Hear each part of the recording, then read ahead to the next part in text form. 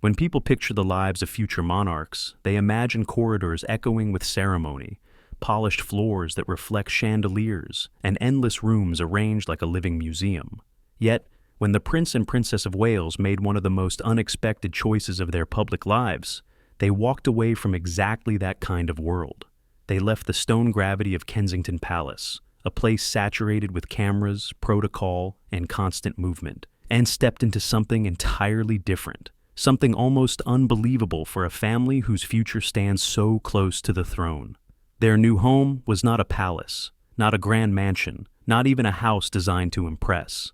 It was a small, quietly breathing cottage hidden inside a landscape of old oak trees and winding paths, a place that looked less like an official residence and more like a secret shelter carved out of another century. To understand why this decision puzzled the world, picture the contrast. Kensington is a landmark known by millions. Tourists gather outside its gates as part of their daily routine. The building looks powerful even when empty, as if each window holds a story, as if its staircases remember decades of footsteps. It offers prestige, convenience, and a direct line into the rhythm of royal life in London. And yet, for a family raising 3 young children, the palace had slowly turned into a stage where privacy evaporated the moment they stepped outside their doorway.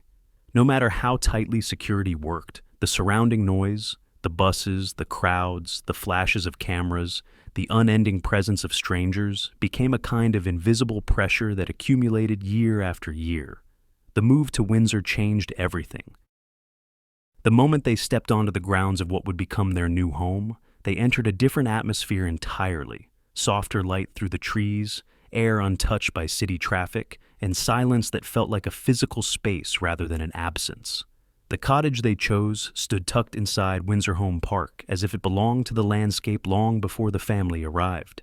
Its walls did not try to impress or declare status. Instead, they suggested a quiet confidence, the kind that comes from history rather than decoration.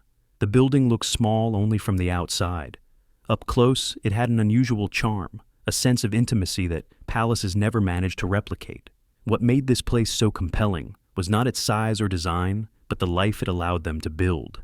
Here, mornings didn't begin with the echo of footsteps from guards or the faint hum of tourists beyond the gates. Instead, the day started with birdsong drifting through open windows and a rhythm shaped by family rather than formality. For the first time in years, the children could run outside without the feeling of being watched, without the sense that every step became part of public commentary. The cottage created a barrier the palace could never offer. A barrier made not of walls, but of natural distance. Yet privacy was only one layer of the choice. At the moment they left London, Queen Elizabeth II was spending her final months in Windsor. Being close to her created a sense of unity during a period in which the entire family stood on the edge of transition. Their move subtly shifted the center of royal gravity back toward Windsor, echoing the Queen's own preference for the calm of the countryside over the formal bustle of Buckingham Palace. The cottage, in many ways, became a bridge between generations, but there was something deeper still. For a family preparing for a future that will shape the identity of the monarchy, choosing a small, hidden home rather than a grand symbol was a statement. It reflected a modern approach not just to parenting, but to leadership, an understanding that authority can be quiet, that influence can grow from authenticity rather than pageantry, and that the next era of the monarchy might be defined just as much by the spaces where they retreat as by the stages where they appear. The cottage also held an intangible quality, the feeling of a beginning, not the kind marked with ceremony or royal announcements, but a private one, sensed only by those who lived within those walls.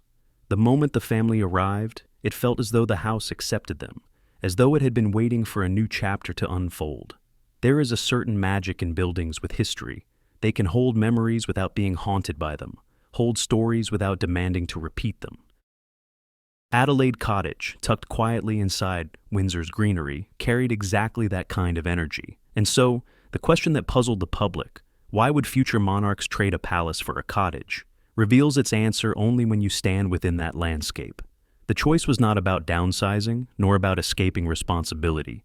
It was about shaping a life where their children could grow as individuals before they grew into roles. It was about grounding the next generation, not in spectacle, but in stability. And it was about claiming a sense of home that felt human before it felt royal. The moment the family crossed the threshold of Adelaide Cottage, they stepped into a calmer world, quieter yet more meaningful. A world where the walls didn't demand grandeur but offered refuge. A place where the path ahead, the path that will eventually lead to one of the most demanding roles on earth, could begin with something as simple and profound as a home chosen for peace rather than prestige. This was not the retreat of a family withdrawing from duty. It was the strategic beginning of a new era, one that required a house different from any palace they had ever known. And so, within the gentle shadows of Windsor, the story of their new life began, not with trumpets, but with the quiet closing of a cottage door.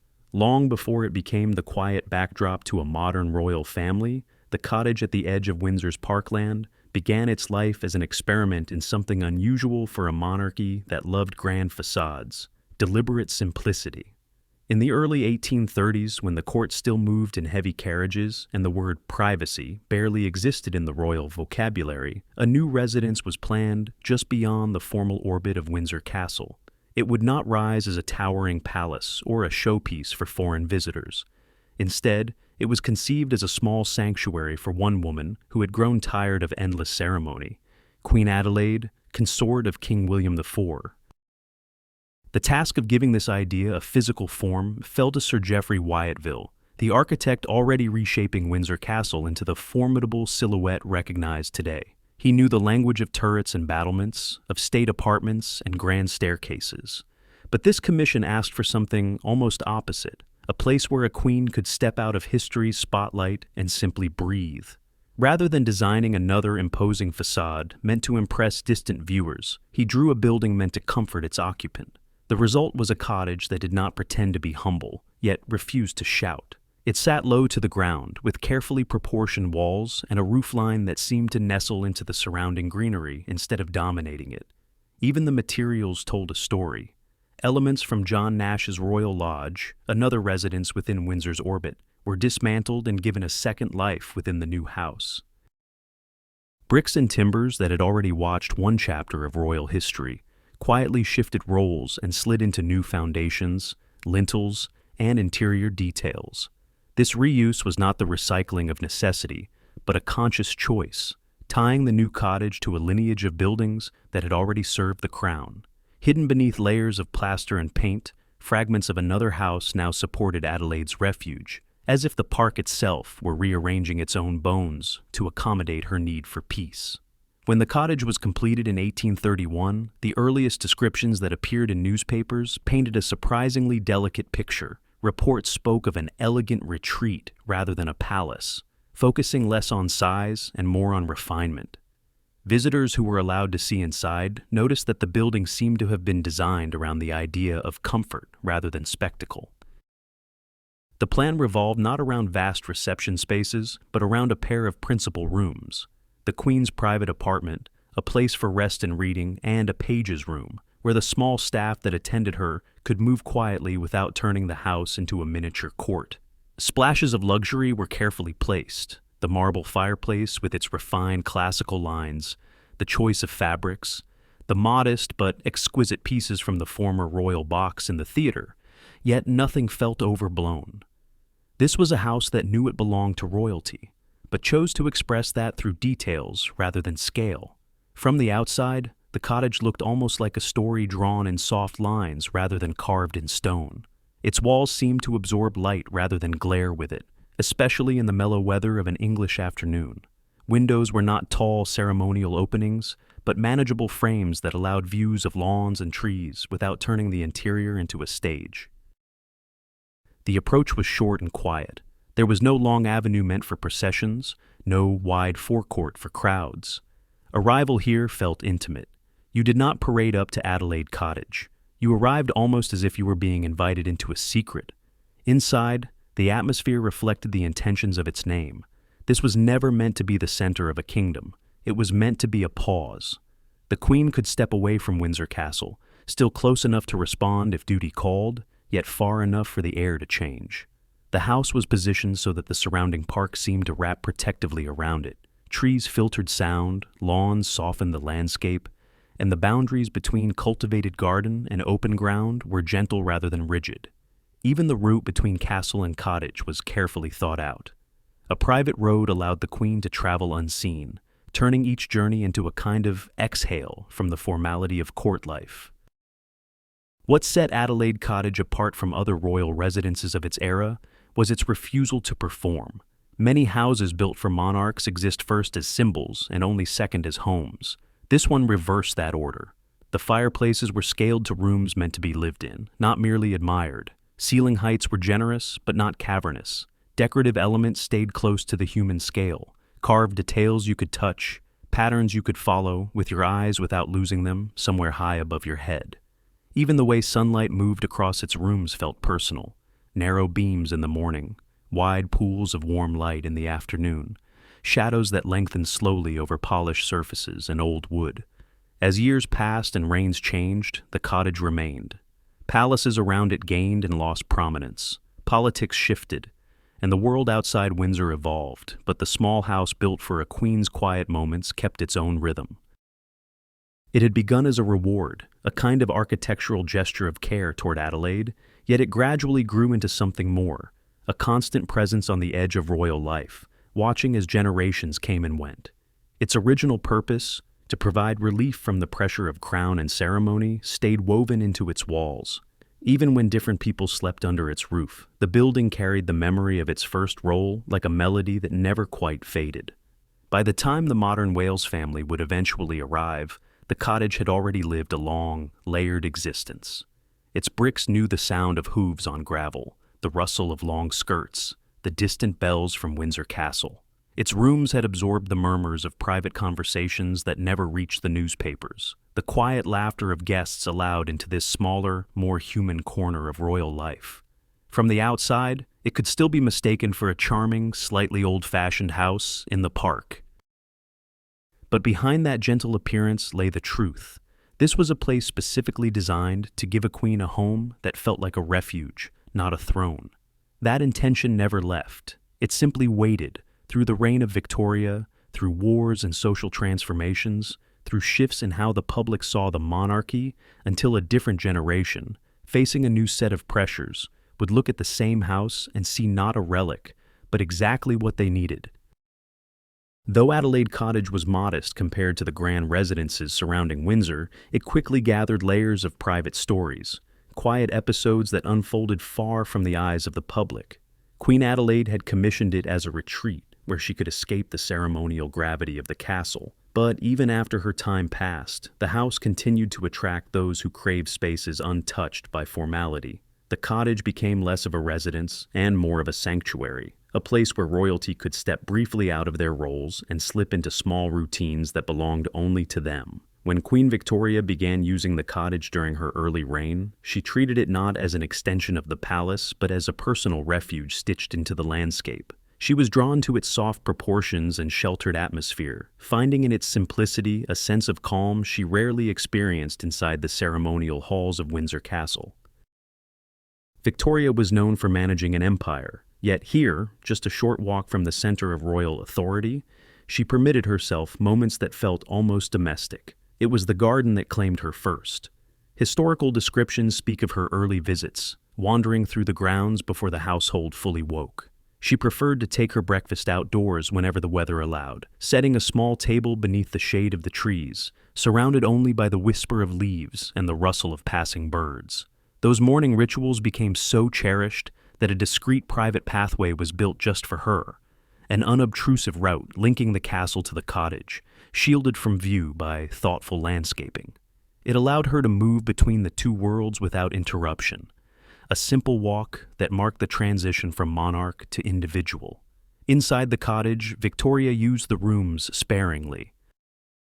She did not attempt to reshape them or impose the visual authority that defined her more formal spaces. Instead, she treated the cottage as something already complete, a little house with its own character. Visitors later wrote that the rooms retained a kind of softness, a lived-in quality that suggested personal use rather than performance.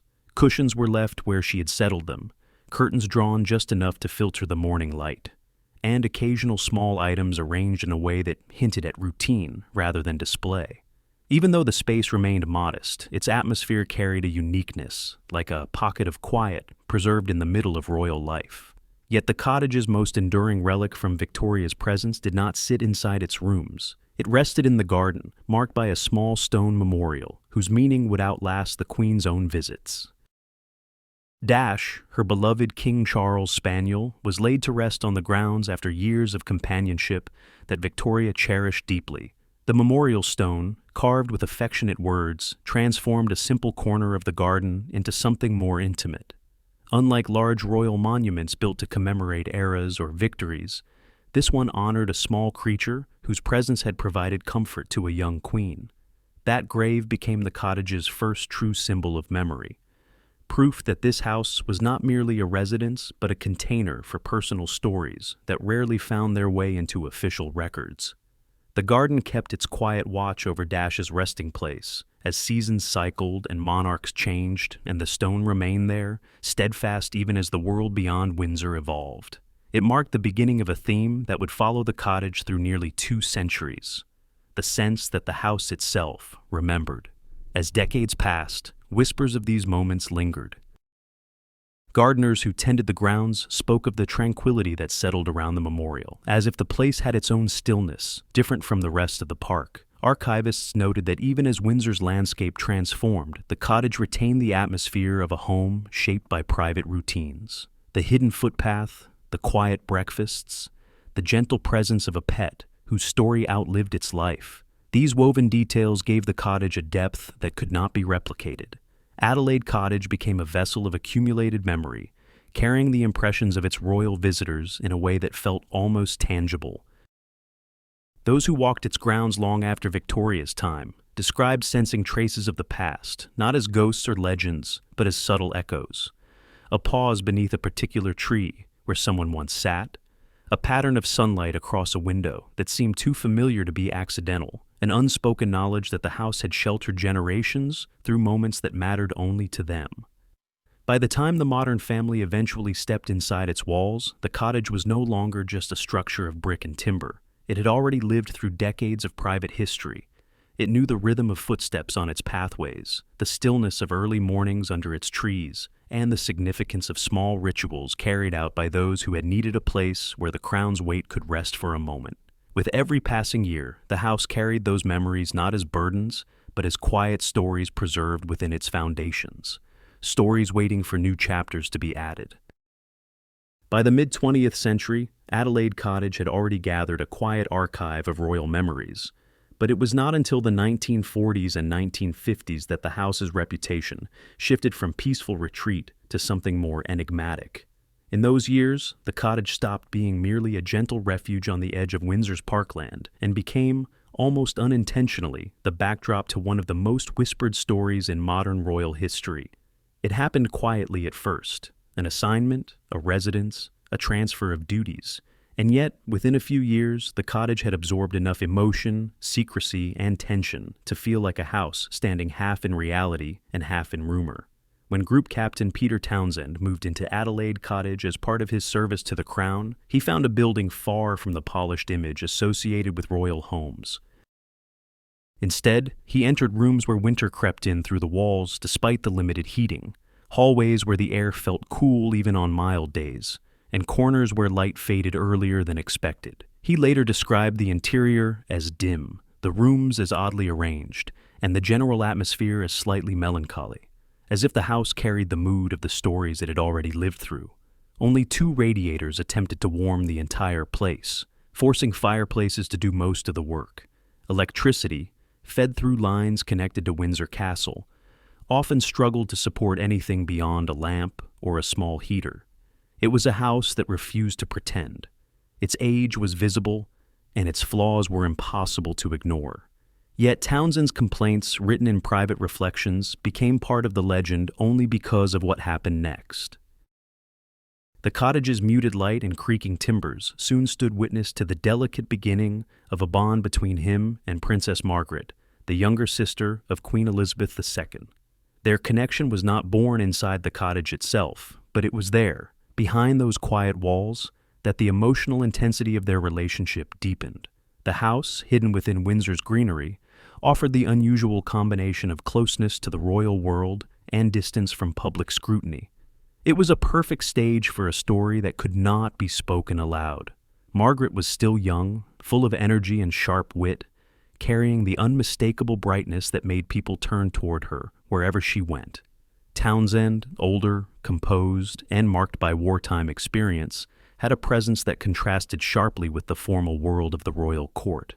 The two formed a bond that was both sincere and complicated, shaped by circumstances neither of them controlled. Adelaide Cottage became the place where their paths crossed most frequently during quieter moments, where their conversations unfolded without the discipline imposed by palace halls. The house did not host grand declarations. Instead, it held the soft beginnings of something that grew naturally, almost inevitably. In its subdued rooms, where the light pooled gently across worn floors and the evenings settled earlier than the clock suggested, their connection became difficult to ignore. Staff members who moved quietly through the corridors sensed the shift long before newspapers ever caught a hint of it. The cottage, once a symbol of simplicity, became a silent witness to an affection that the world would later dissect with relentless attention. When the relationship became public during the coronation year of 1953, Adelaide Cottage's role changed instantly. What had been a quiet home folded into a storm of headlines, speculation, and global fascination. The contrast between the cottage's unassuming nature and the intense scrutiny surrounding the couple only intensified the sense that this house had harbored something precious and private long before it was forced into the light.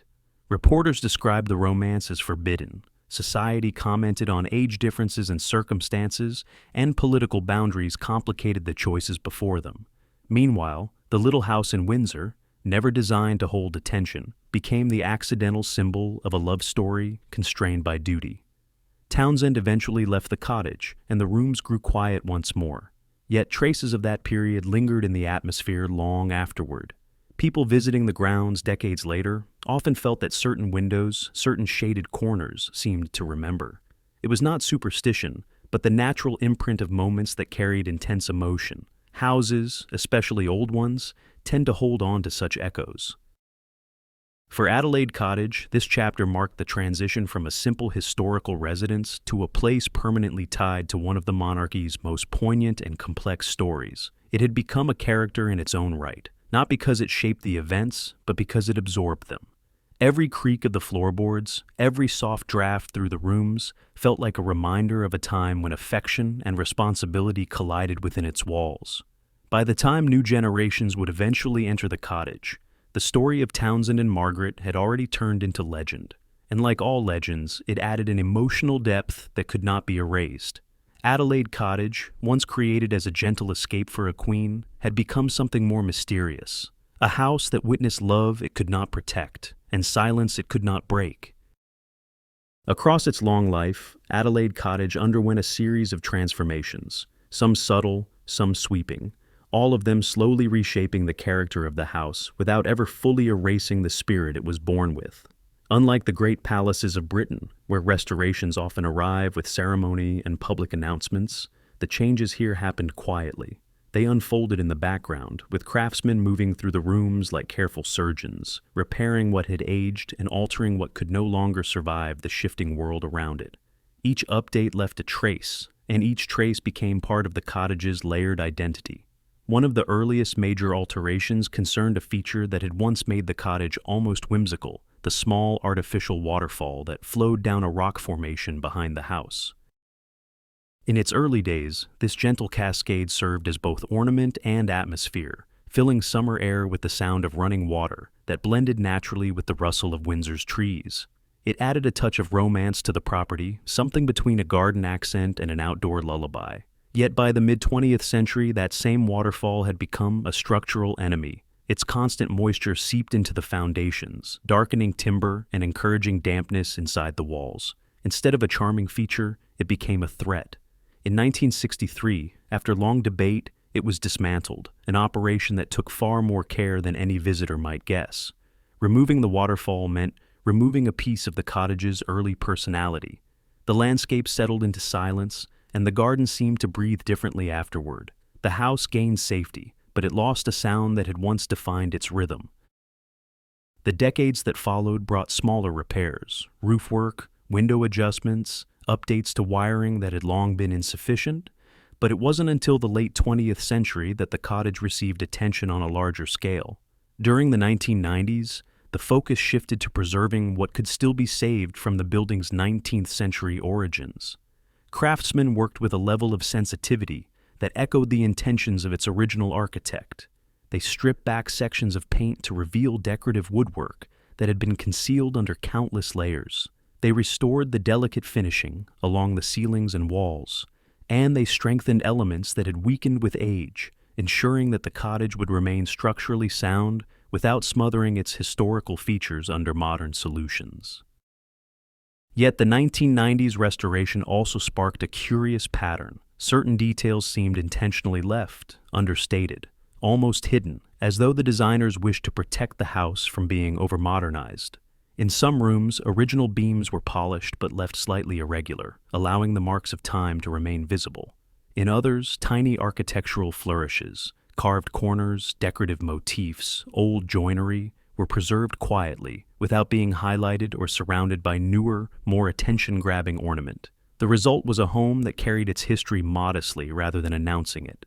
Visitors who didn't know where to look might walk right past these elements, never realizing they were brushing against the oldest parts of the cottage. But nothing transformed Adelaide Cottage as profoundly as the restoration undertaken in 2015.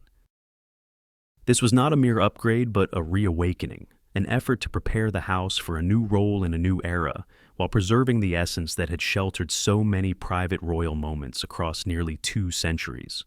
The work was meticulous. Technicians reinforced the structure, ensuring that the foundation could support the demands of modern living.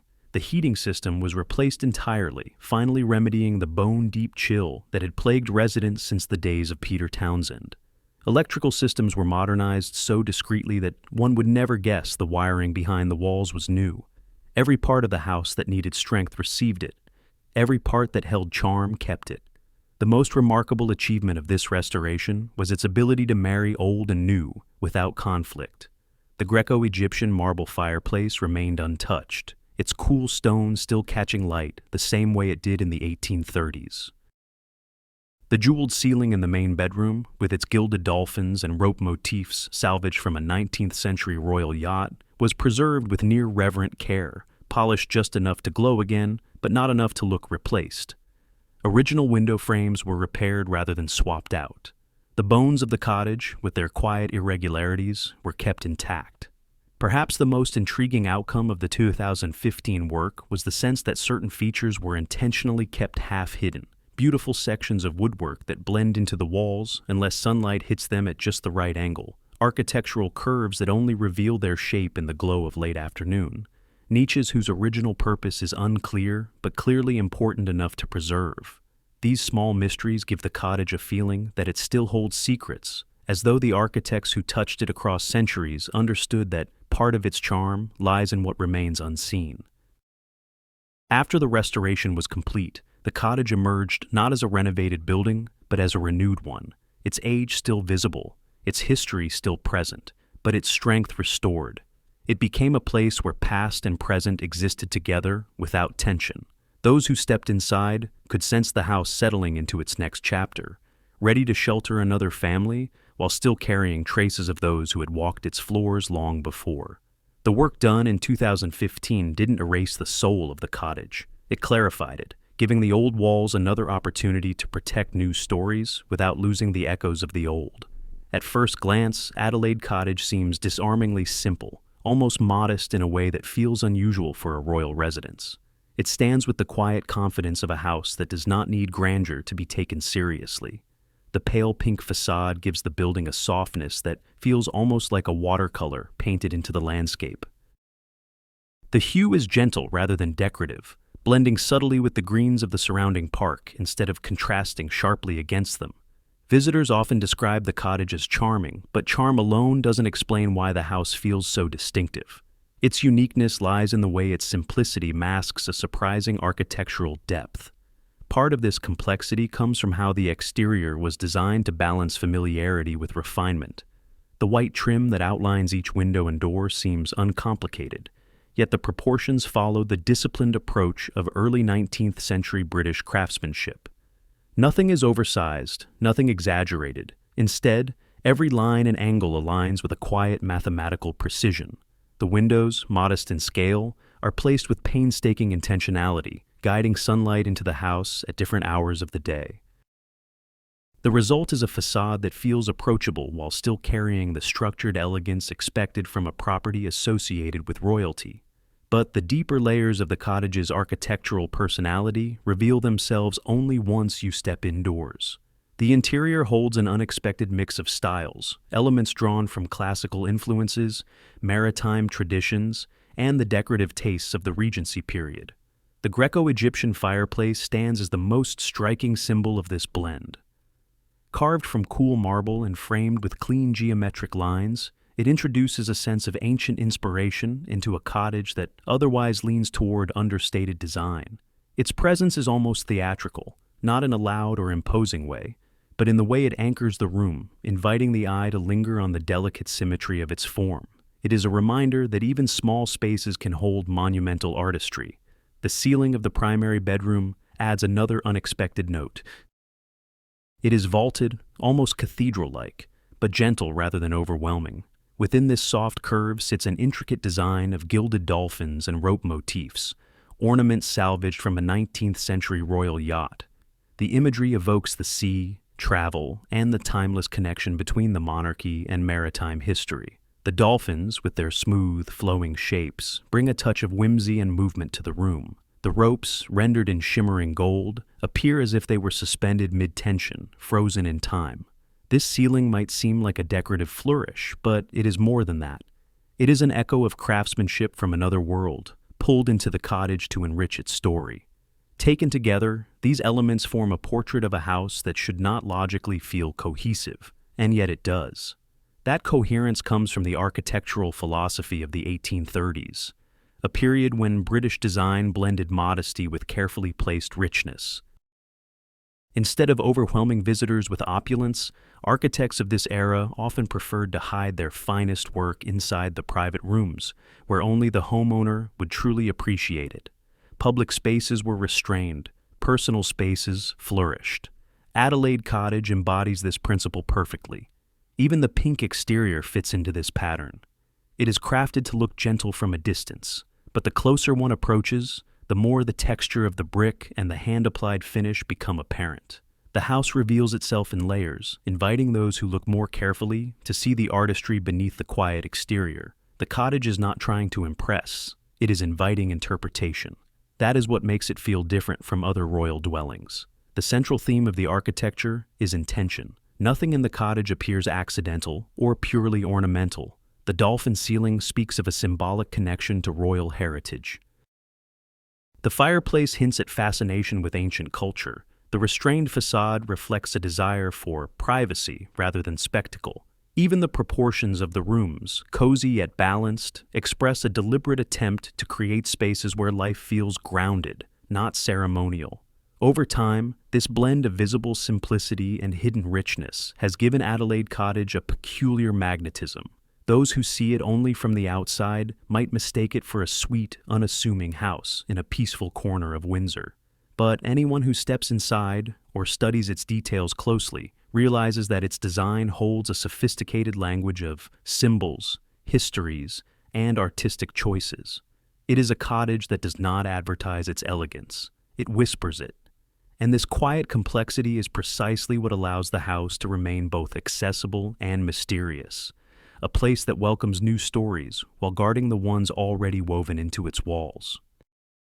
For all the fascination surrounding Adelaide Cottage, its true interior has remained almost entirely out of public view. No official photographs exist, no guided tours pass through its modest entrance, and no glossy magazine spreads have ever revealed how sunlight falls across its floors. Instead, what the world knows comes from fragments, observations left by previous residents, brief mentions in archived letters, and the descriptions of historians who studied the house long before it became linked to the modern royal family. These scattered impressions form a picture that is detailed enough to imagine, yet incomplete enough to feel like a secret deliberately preserved. Those who lived in the cottage before its most recent restoration often noted that the rooms carried an atmosphere shaped by age more than by ornament. Even when furnishings changed from decade to decade, the underlying structure of the interior remained unmistakably early 19th century. The ceilings were never too high nor too low. Their proportions followed the quiet elegance typical of smaller royal retreats. The walls held the faint irregularities of hand-applied plaster, soft to the eye and subtly textured in the right light. Walking through the rooms meant moving through a series of spaces that shifted gently in size rather than grandly in scale, each one flowing into the next with a rhythm that felt natural, almost domestic. Historical accounts mention a central hallway that once served as the spine of the house, linking the principal rooms with an understated confidence. Unlike palace corridors designed for formal processions, this hallway was built for movement rather than display. It allowed staff to pass discreetly and gave residents an easy route through the house without feeling exposed. The floors, depending on the era, were a patchwork of original boards and later repairs, polished over time by footsteps rather than by ceremony. One former resident described the living room as warm but subdued, a space where the Greco-Egyptian fireplace seemed almost outsized compared to the rest of the decor. Its marble surface reflected light in a way that made the entire room appear deeper, drawing attention to a single focal point rather than scattering it across ornate furniture. That fireplace, with its classical geometry, was often the first detail visitors mentioned.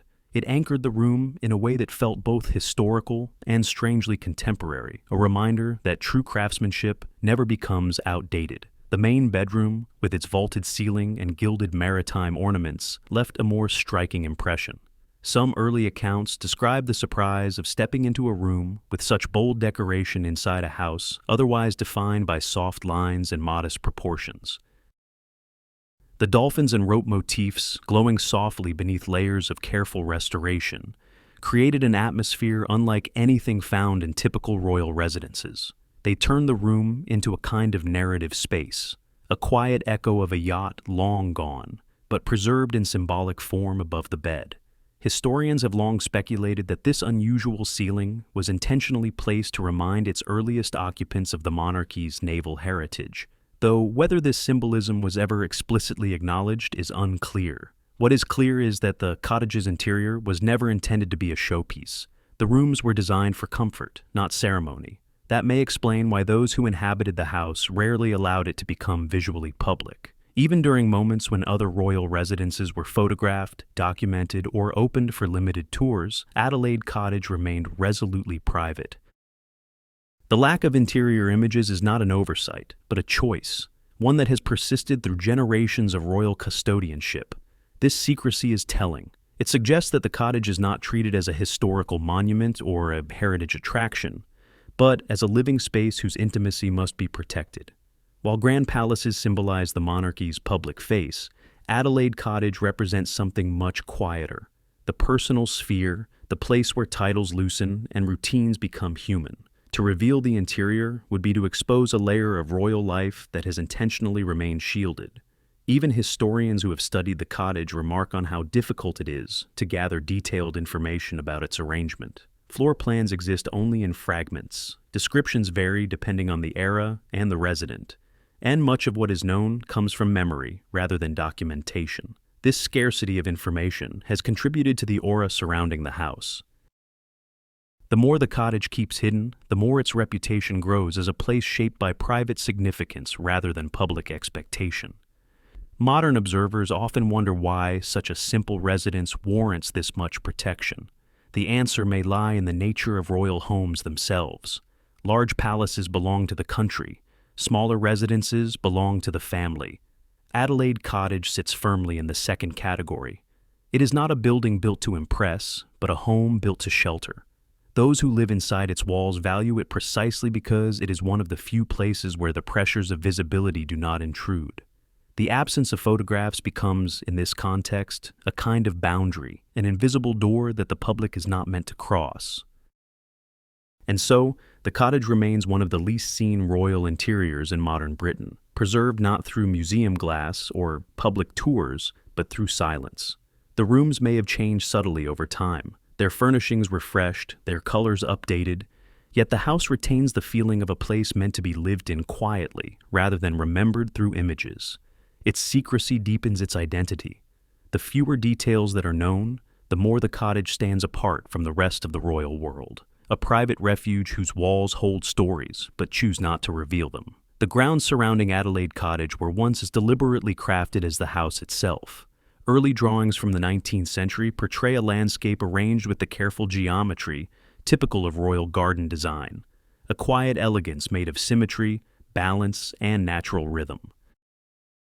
These gardens were not the sprawling, dramatic terraces of grand estates, but a refined composition of paths and plantings designed to complement the cottage's understated architecture. They formed a soft frame around the building, shaping the approach, guiding movement, and creating gentle views from each window. The most striking element of the original grounds was a circular flower bed positioned near the front of the house. In sketches from the era, it appears like a wheel of color, petals radiating outward in nearly perfect symmetry. It acted as both ornament and orientation, marking the beginning of the garden's design with a clear focal point. Surrounding this centerpiece were smaller beds, arranged with an almost mathematical precision. They carried seasonal flowers chosen for continuity, spring blooms that gave way to summer roses, followed by late-season plants that extended color into autumn. The circular bed was not simply decorative. It set the tone for everything that followed, announcing a garden shaped by intention rather than chance. Further along, the grounds stood a small stone fountain, modest in scale but crafted with delicate detail. Contemporary descriptions mention the sound of water drifting across the garden, creating a calm undercurrent that softened the structured layout. Behind it, the paths were arranged in measured curves and sweeping lines, connecting one section of the property to another. The lines were elegant but never dramatic. Instead, they reflected the same architectural language seen in the cottage, quiet decisions layered with purpose. Small footbridges once crossed shallow garden channels, little wooden arches with graceful rises that allowed visitors to step from one side of the grounds to the other without breaking the visual flow. These bridges, though simple, added to the character of the landscape. They made the garden feel like a miniature world, complete with gentle transitions and hidden pockets of shade where one could pause for reflection. Old maps and illustrations from the Victorian period show that the pathways extended in several directions, some leading toward the castle's private routes, others looping back into the parkland beyond the cottage. These trails were not overly embellished. They were narrow and designed for quiet walks rather than grand promenades. Queen Victoria herself was known to stroll along these paths, especially during early mornings when the air was cool and the grounds were still empty. Her preferred routes curved between the flower beds and skirted the edges of the lawns, allowing her to observe the gardens from different vantage points. The private track built specifically for her connected the cottage to Windsor Castle discreetly, blending into the natural contours of the park. Over time, the precise geometry of the gardens softened. The circular beds, though occasionally restored, gradually lost some of their original structure as maintenance styles shifted and the property passed through different hands. Some areas once marked by tight symmetry relaxed into more natural lines. The fountains ceased operation, and the small bridges either disappeared or merged into the surrounding greenery, yet the essence of the garden never entirely vanished. Today, the grounds around the cottage are quieter, more organic, shaped by the natural landscape rather than strict design. Where once there were meticulously arranged beds, there are now broader patches of grass and clusters of trees that form a protective canopy. The paths remain, though some have narrowed and others have softened into the earth. The curved routes that Victoria favored still exist in spirit, guiding anyone who walks them through the same spaces she once moved through. For the modern royal children, these grounds have taken on a new life.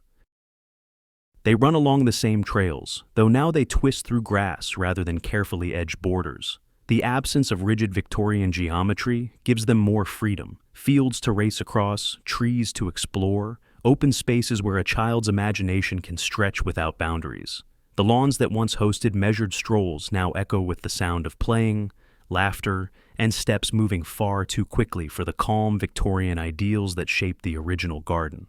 In many ways, the landscape has come full circle. The structured lines that defined the garden in the 1830s have softened into something more natural, mirroring the shift in the cottage's purpose, from royal retreat to family home.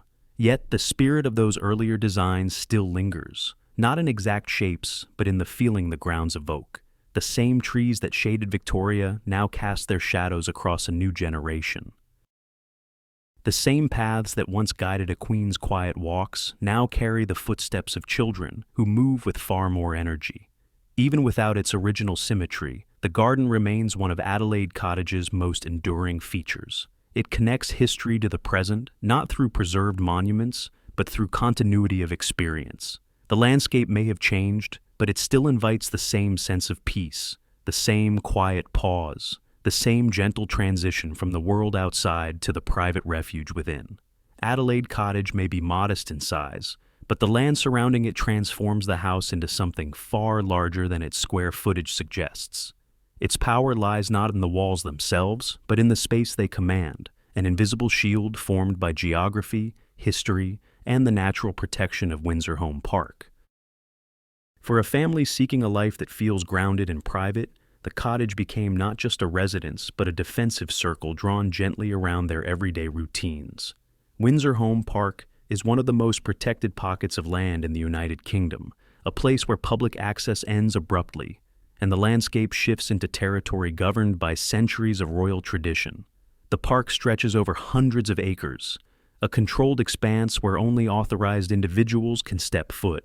There are no tourist walkways, no sightseeing routes, no footpaths leading curious visitors close to the cottage.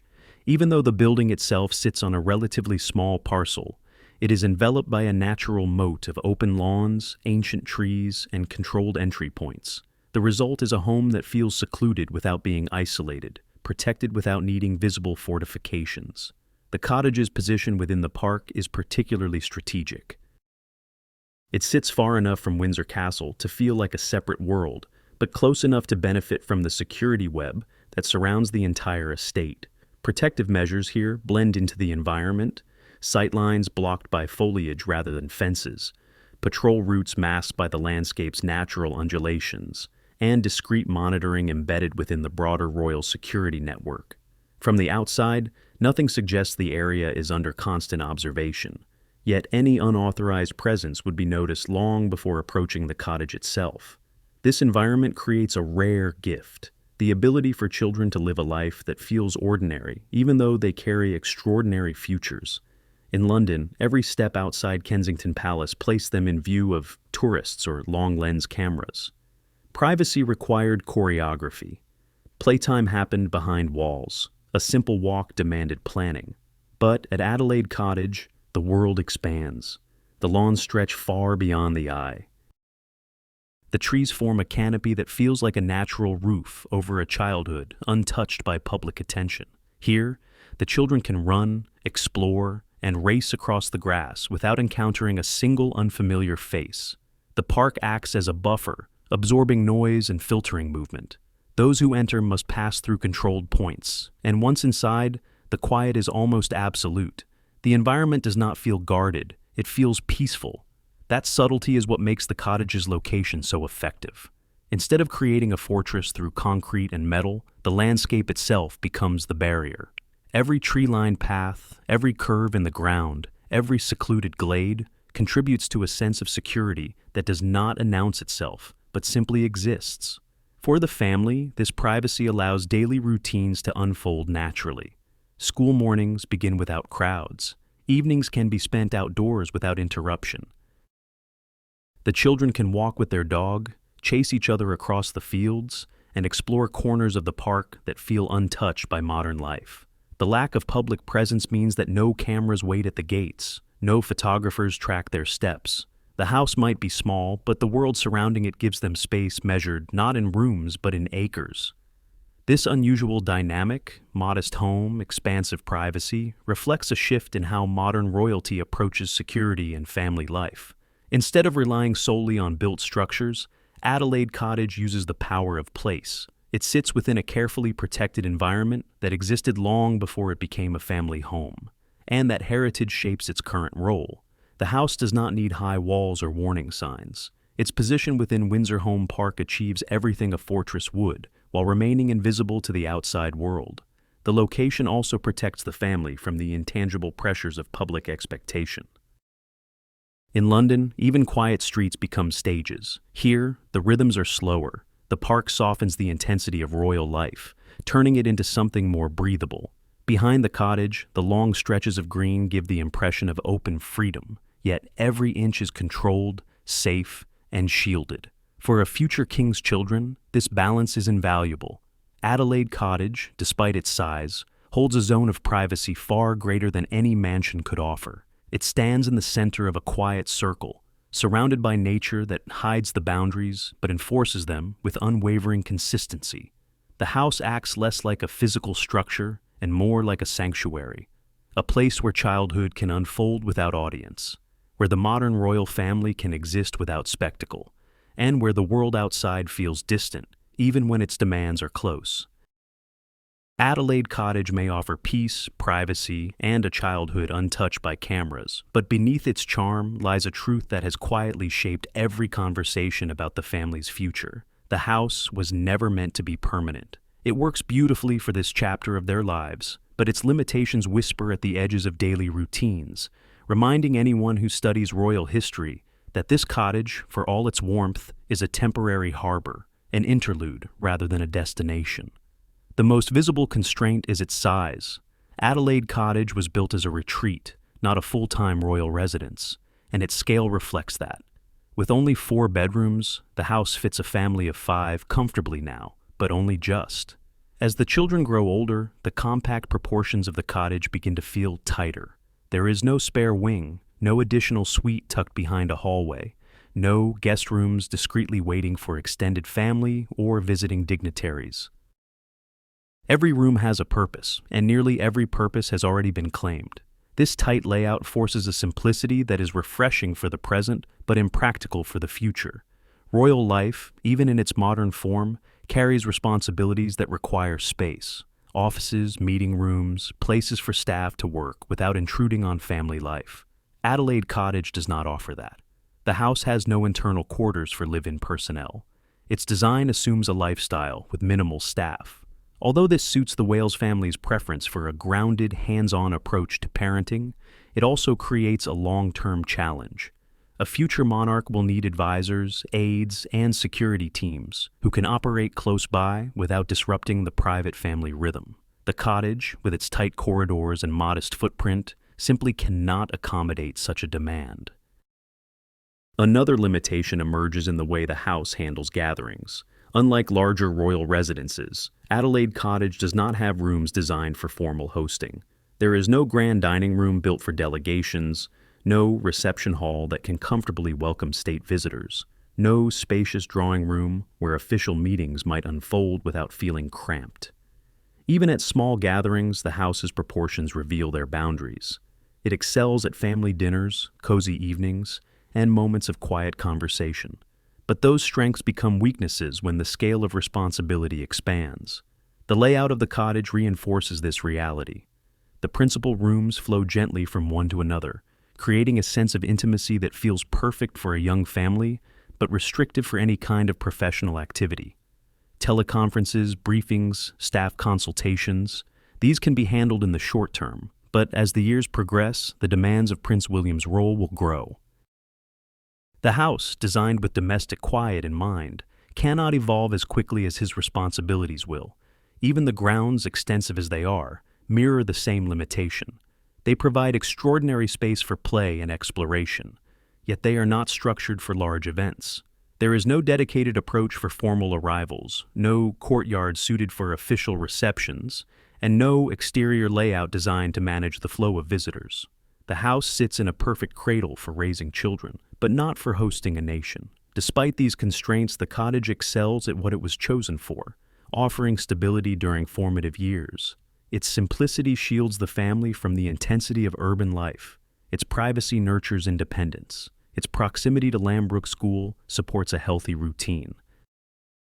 And its modesty allows Prince William and Princess Catherine to model a philosophy of parenting that has become central to their identity, one that values humility, presence, and a quieter approach to royal life.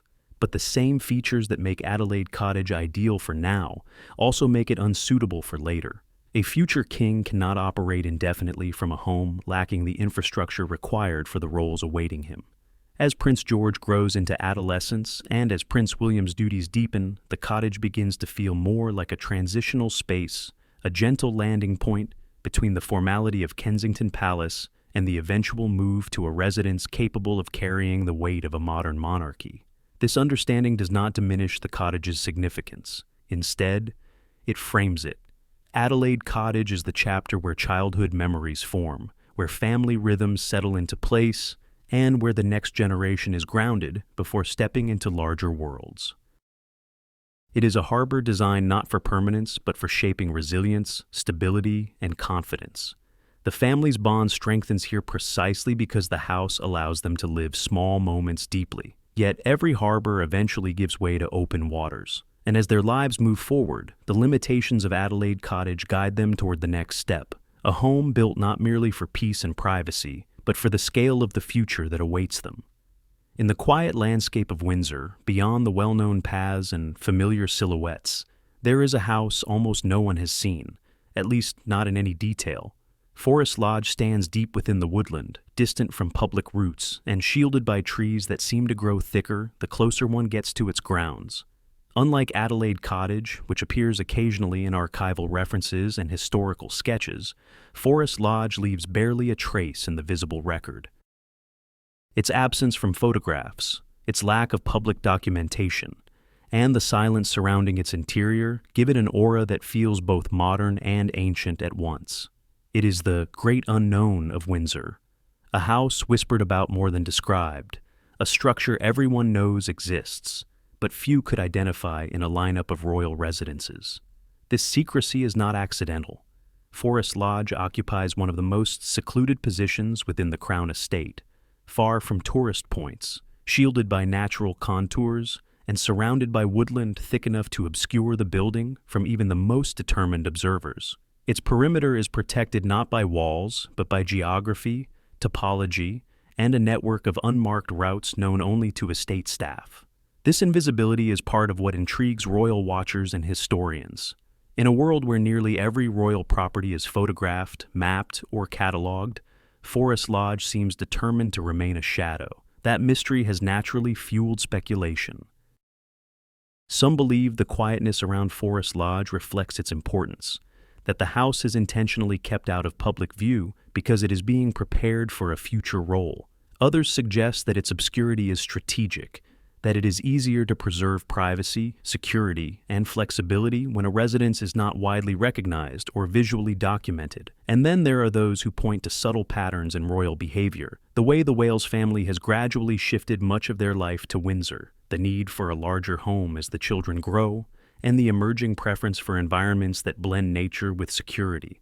In that equation, Forest Lodge seems to be the answer waiting at the edge of the story. Experts who study royal properties often describe Forest Lodge as the natural successor to Adelaide Cottage, not because of style or grandeur, but because of function. The house is believed to be significantly larger than Adelaide Cottage, with the kind of proportions that allow a future monarch to live privately while still maintaining the operational infrastructure required by royal life. While exact details remain unverified, it is widely understood that the building includes numerous bedrooms, expansive reception rooms, and flexible spaces that could be adapted for offices, meetings, and official engagements without disrupting the family's personal routines. In other words, Forest Lodge has the architectural bones needed for a household preparing to step into the next phase of public responsibility. The house's setting also positions it as a kind of natural fortress. Unlike Adelaide Cottage, which sits in an open area of the park, Forest Lodge is enveloped by dense woodland that acts as a buffer against visibility and intrusion. Trees stretch in every direction, forming a canopy so thick in places that aerial views reveal little more than layered greens. This environment creates a sense of permanence and rootedness, as if the house grew out of the forest itself, rather than being placed there. That natural camouflage is also a potent form of protection. Anyone approaching the estate would be seen long before they reached the house, and movement can be monitored discreetly without altering the landscape. Such features align with what modern royal life increasingly requires: privacy without ostentation, security without spectacle, and a home that allows a family to live comfortably without treating every moment as an event. Forest Lodge seems built for this balance. It offers room for independence and growth, yet remains deeply insulated from the world outside. It is secluded, but not remote, elegant, but not flashy, quiet, but not small. The lack of photographs adds another layer to its mystique. In an era dominated by satellite images, digital records, and endless documentation, the absence of visual evidence feels intentional. Forest Lodge is not a house that appears in coffee table books or architectural surveys. It does not feature in tourism brochures or historical archives. The only glimpses come from vague descriptions and long-range references that confirm its existence without revealing its character. This silence suggests a deliberate decision to preserve the house as a private realm, an untouched canvas ready for the future but hidden from the present. To those who study the royal family's long-term patterns, this silence speaks loudly. It signals preparation. It hints at transition. It suggests that the cottage nestled in Windsor's park is only the first part of the story, and that Forest Lodge, hidden in the trees, will eventually become the home where the next chapters unfold. Its very obscurity gives it power. What is unseen cannot be scrutinized. What is unphotographed cannot be dissected. What is unknown cannot be pressured into symbolism before its time. In this way, Forest Lodge has already taken on the role of a future stronghold, a place designed not just for living, but for leading. Its quiet presence in the background of Windsor's landscape hints at a shift that is coming slowly but steadily. And as the Wales children grow older, as responsibilities expand, and as the need for space aligns with the demands of monarchy, the house in the forest will likely step out of the shadows and into its intended role. Adelaide Cottage is the beginning. Forest Lodge is the horizon. The story is already moving toward the trees. Deep within Windsor's woodland, Forest Lodge rises with a presence that feels both deliberate and effortless, as if it has always been rooted in that exact place. Even without public photographs, those familiar with Georgian architecture can imagine its silhouette, a house defined not by ornament, but by proportion. Georgian design lives or dies on balance, and Forest Lodge, according to the rare descriptions that exist, embodies that principle with near mathematical precision.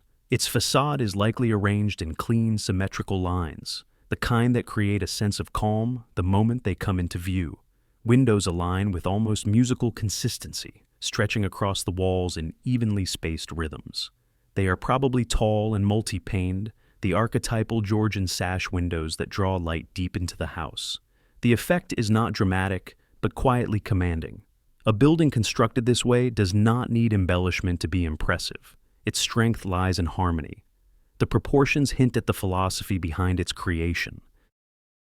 Georgian architecture values order, not austere rigidity, but the kind of order that makes a space feel instinctively right. The height of each story, the spacing between structural elements, the width of the central block, all follow ratios designed to create a sense of grounded elegance. When executed well, these proportions become more than design. They become emotional geometry. A person standing before a perfectly balanced Georgian facade often feels reassured without fully understanding why. Forest Lodge carries that reassuring presence, wrapped in the silence of the woods. The materials likely reflect the era's preference for quality over flamboyance. Soft-toned brick or stone would give the structure warmth rather than chill, allowing it to blend into the surrounding landscape rather than compete with it. Trim work, perhaps in pale white or muted cream, would emphasize the outlines of windows and doors without overwhelming them.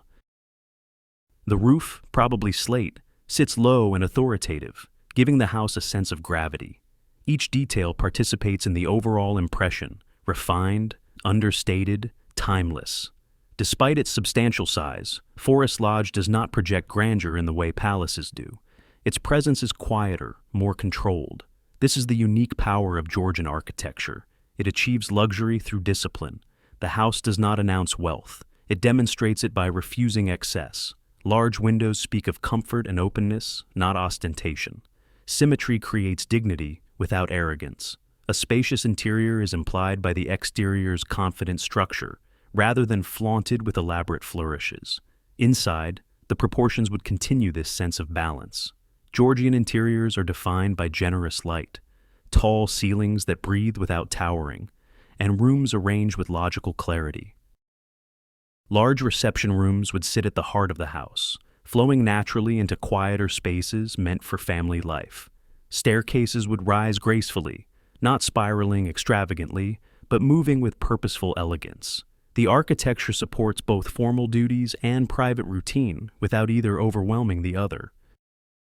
What makes Forest Lodge so compelling, however, is not merely its adherence to Georgian principles, it is the way those principles interact with its setting. Surrounded by dense woodland, the house's ordered facade becomes a point of calm in a world shaped by nature. The contrast between architectural symmetry and organic forest growth gives the building an almost mythic quality. It looks like a place that belongs equally to civilization and to the natural world, a home where discipline and freedom coexist. This interplay also explains why the house appears older than it is, or at least older than its known record suggests. Georgian architecture carries a timelessness that resists aging. A well-designed Georgian house looks as if it could have been standing for centuries because its style never locks itself to a specific moment. The lines are too clean, the proportions too universally pleasing, the materials too fundamental to be dated easily. In the heart of Windsor's trees, these qualities intensify. Forest Lodge seems to belong to the land. It gives the impression that the forest simply grew around it, accepting it as part of its own long history. Even though the house is relatively hidden, its architectural language evokes traditions reaching back to the early 18th century, when symmetry and restraint ruled British design. Visitors who have seen it from afar often describe the impression that it feels inevitable, as though removing it would disturb the balance of the woods themselves. This ability to balance refinement with retreat is precisely why experts see Forest Lodge as the future fortress of the Wales family. It offers grandeur without spectacle, space without exposure, structure without stiffness.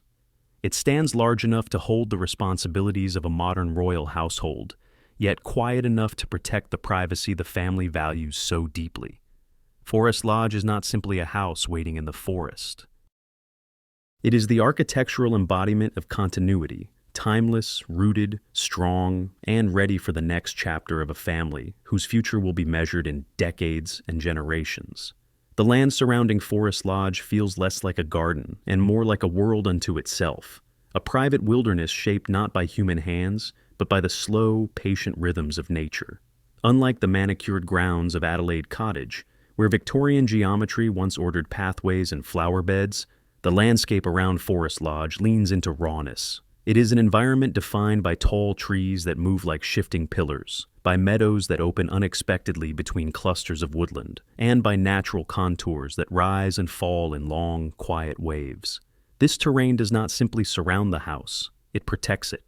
The first thing anyone approaching Forest Lodge would notice is the density of the forest. Tree trunks stand close enough to intercept sightlines, forming a natural curtain that hides the house from every direction.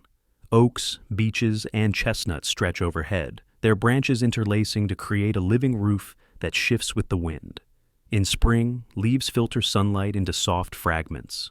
In autumn, the woods glow in layers of gold.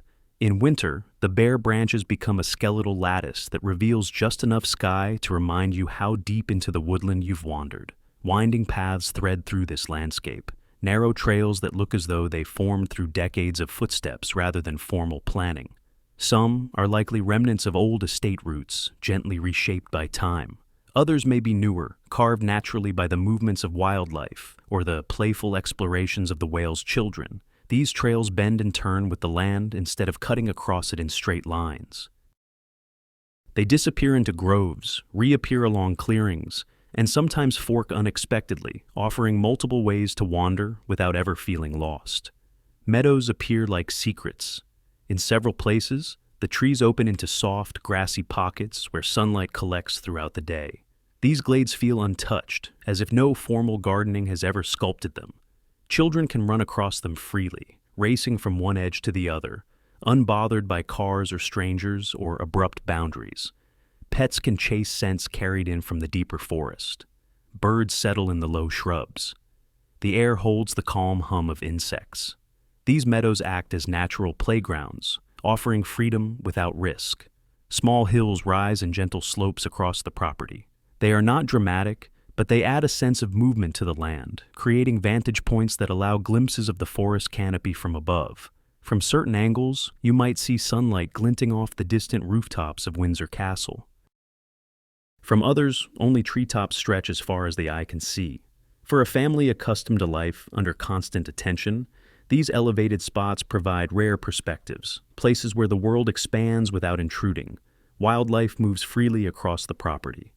Deer slip between trees with quiet elegance, appearing suddenly at the edge of a clearing before vanishing back into the woods. Foxes roam at dusk. Birds transform the canopy into an orchestra of shifting calls. Even in the stillest hours, the forest feels alive, as if it watches, breathes, and responds. Yet the animals remain calm. The controlled security of the park ensures no predators or disruptive presences disturb the rhythm of the area. For children growing up here, the forest becomes not just scenery, but a living environment they can explore safely, learning to read tracks in mud, follow trails of crushed leaves, and recognize the sounds of different birds overhead. Forest Lodge's woodland setting echoes the concept of old suburban castles, those historic estates where nature was used as both decoration and defense. In earlier centuries, noble families often relied on forests and parklands as protective buffer zones that kept visitors at a distance while giving residents room to breathe. Though Forest Lodge is not a castle, its surroundings achieve the same effect. The trees create a boundary that cannot be crossed casually. Anyone walking in the wrong direction would have to pass through layers of woodland before even approaching the house. Lines of sight are broken, movement is muffled, sound travels differently. This natural fortification offers more than security. It creates atmosphere. The deeper one moves into the land, the more time seems to slow. Even the light behaves differently, filtering through branches and shifting mosaics that make the ground shimmer softly. The forest becomes both shield and sanctuary, a barrier of leaves and shadows that preserves privacy with the elegance of nature rather than the harshness of walls. Here, the children have space not just to play, but to grow. They have hills to climb, fallen logs to balance on, patches of meadow to claim as hideouts, and shaded paths where imagination can run ahead of them. Forest Lodge's greatest secret is this. It offers a childhood shaped not by gates and guards, but by the freedom of the woods. In the heart of this landscape, the house stands quietly, almost blending into the environment that surrounds it. It does not dominate the land. It harmonizes with it. This is what makes Forest Lodge feel so unlike other royal residences. Instead of rising above its grounds like a monument, it rests within them like a secret, calm, protected, and deeply connected to the forest that guards it. Forest Lodge carries the quiet authority of a home designed not only for living, but for leading. While its life so far has unfolded largely beyond public awareness, those who understand the demands of a modern monarchy can see exactly why it is poised to become the working heart of the next royal era. The house's size alone suggests purpose. Broad rooms arranged with enough openness to serve as meeting spaces, corridors wide enough to support the flow of staff and security, and layouts that seamlessly separate public functions from private life. Even without published plans, the logic of its scale makes its intended role unmistakable. Behind the tree line, the residence likely includes offices where daily briefings can unfold without interruption, quiet rooms where advisors can meet with the prince, and larger spaces that can accommodate small receptions or discussions tied to charitable work. Its architecture, built around Georgian discipline, naturally lends itself to the clarity needed for structured duties. High ceilings allow air and light to circulate through rooms meant for focused thinking. Symmetrical floor plans help operations run smoothly, creating a sense of order even during busy schedules. Here, statecraft can unfold with dignity, but without spectacle. The functional details reinforce its purpose. A covered arrival area allows vehicles to approach discreetly regardless of weather, ensuring privacy during sensitive meetings. Service routes likely run behind the primary halls, giving staff the ability to work efficiently without ever disturbing family life. Storage areas and technical spaces, rarely discussed in official descriptions, are essential to supporting security systems, communication networks, and the quiet operations of a residence that must be prepared for every possibility. These hidden rooms are not luxuries. They are the infrastructure of a modern monarchy. Security itself is woven subtly into the house's design. The forest protects from the outside, while the structure inside ensures the safety of those within. Windows positioned with care make surveillance easier. Long sight lines across certain hallways allow teams to monitor movement unobtrusively. Reinforced access points ensure the home can serve not only as a residence but as a command center during key moments. Forest Lodge is not a fortress in appearance, but it functions like one, quietly, efficiently, invisibly. Most symbolic of all is the house's position within Windsor. It stands far from the castles and palaces traditionally associated with royal authority, suggesting a shift in how power is expressed. Rather than towering over the town or commanding wide ceremonial grounds, this home draws its strength from rootedness, from landscape, history, and a sense of continuity. In this way, Forest Lodge signals a new direction, a monarchy defined less by spectacle and more by stability, less by grandeur and more by grounded leadership. It embodies a vision of a future where the crown feels closer to the natural world, the community, and the quiet work that defines modern royal service. As this new chapter emerges from the shadowed woods, the contrast with Adelaide Cottage becomes clearer. The cottage, with its intimate rooms and soft pink facade, belongs to a different stage of family life. It is the place where early memories form, where children learn to run across lawns without fear of photographers or crowds, where school mornings begin with calm, and where evenings settle into the kind of quiet that shapes character more than any formal education. Adelaide Cottage is not an office, a command center, or a house meant to carry the weight of national expectation. It is simply home, warm, human, and built for the beginnings of life. Its walls have absorbed laughter, bedtime routines, whispered conversations, and the countless small moments that rarely make it into the historical record but define who a family becomes. The cottage's modest scale gave the Wales children something no palace ever could: a sense of normalcy. The rhythm of their earliest years played out in its compact rooms and along its softened garden paths, grounding them in experiences untouched by duty. The memories forged here will follow them long after they leave its doors behind. Forest Lodge, by contrast, stands as the house of the future. Its architecture suggests continuity. Its woodland surroundings suggest resilience. Its scale suggests readiness for responsibilities that will expand with time. It is built not for the earliest years of childhood, but for adolescence, adulthood, and leadership. While Adelaide Cottage protected the innocence of early life, Forest Lodge will support the weight of public expectation, private responsibility, and the complex balance required of a future king's household. Together, the two homes form a narrative arc.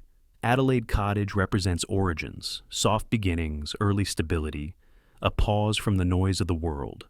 Forest Lodge represents direction, growth, preparation, and the steady march toward a role that no longer belongs solely to the family, but to the nation. In the end, royal residences are rarely just buildings. They become living chronicles, storing the emotions, decisions, and turning points of the people who occupy them. Walls that once sheltered a queen's private breakfasts later protected a young family's first steps into a quieter life.